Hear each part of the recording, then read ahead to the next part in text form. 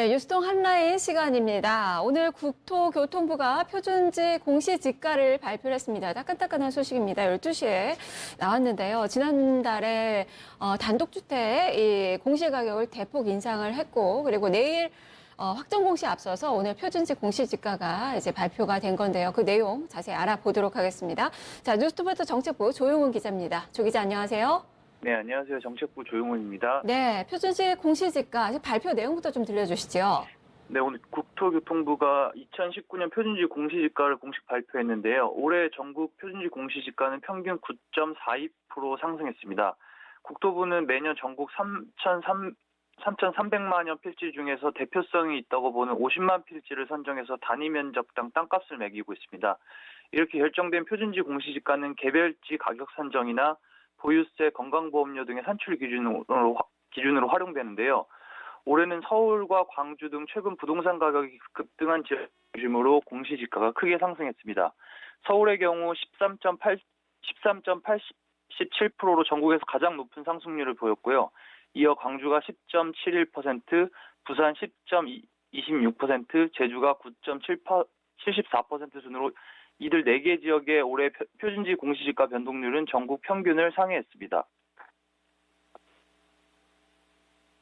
그리고 서울이 13.87%, 상당히 높네요. 두 자릿수 상승을 한 거고, 둘 다 보니까 뭐 전국이든 서울이든 11년 만에 최고치를 기록을 한 겁니다. 이 서울이 13.87%가 평균이라면 강남은 지금 찾아보니까 23%네요. 강남구가 공시지가 인상폭이 가장 컸습니다. 자, 그렇다면 정부의 입장은 좀 어떤 건가요?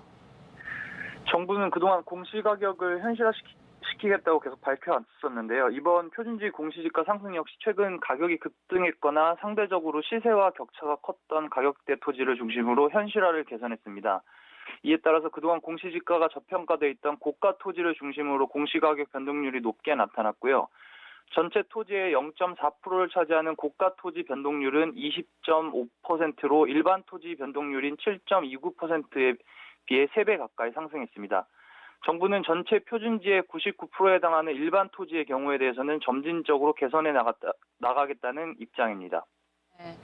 다른 부동산과 아무래도 형평성을 좀 맞추겠다라는 그 의도인 거죠. 그만큼 부동산 이 가격의 정상화 과정이라고 좀 볼 수는 있겠는데, 하지만 뭐 보유세가 또 많이 오르기 때문에 우려도 있습니다. 여기다가 세입자들에 대한 그 부담감도 좀 있을 것 같은데 그 영향을 좀 어떻게 봐야 될까요? 네, 우선 일부에서는 뭐 그런 부분에 대해서 문제를 제기를 하는데요. 우선 정부 입장에서는 공시지가가 현실화로 인해서 보유세 부담이나 건보료 인상 등에 대해서는 우선 관계부처 간의 의견 조율을 해서 보완하겠다는 입장입니다. 다만 앞서 말씀드렸듯이 정부는 전체 표준지의 99%를 차지하는 일반 토지 공시지가 변동률이 높지 않아서 세부담 전가나 건보료, 복지수급에 미치는 영향은 제한적일 것으로 보고 있습니다. 실제로도 영세상인이나 자영업자가 부담이 되지 않도록 전통시장 내 표준지 공시지가는 상대적으로 소폭 인상했습니다.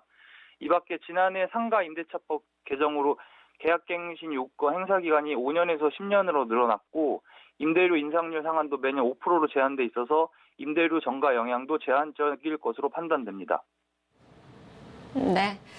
젠트리피케이션, 이 원주민 이탈에 대한 그 우려가 많이 좀 지적이 되고 있는데 뭐 그렇게까지는 되지 않을 것이다라는 그 판단이네요. 말씀 잘 들었습니다. 네, 오늘 이 공시지가 인상을 좀 살펴봤는데 표준지 공시지가 인상은 보유세가 또 인상될 우려가 있고 거기다가 이야기 됐듯이 건보료 등 여러 가지 이제 세금 인상도 있습니다. 그리고 이 부분을 바로 이 세입자한테 전가시킬 수가 있기 때문에 임대료 인상이라는 그 우려감이 좀 많이 나타나고 있는 그 상황인데요. 세심한 그런 이제 정부의 앞으로의 대책 마련도 같이 좀 이어져야 될 것 같습니다. 뉴스통 한라인 조용훈 기자 함께했습니다.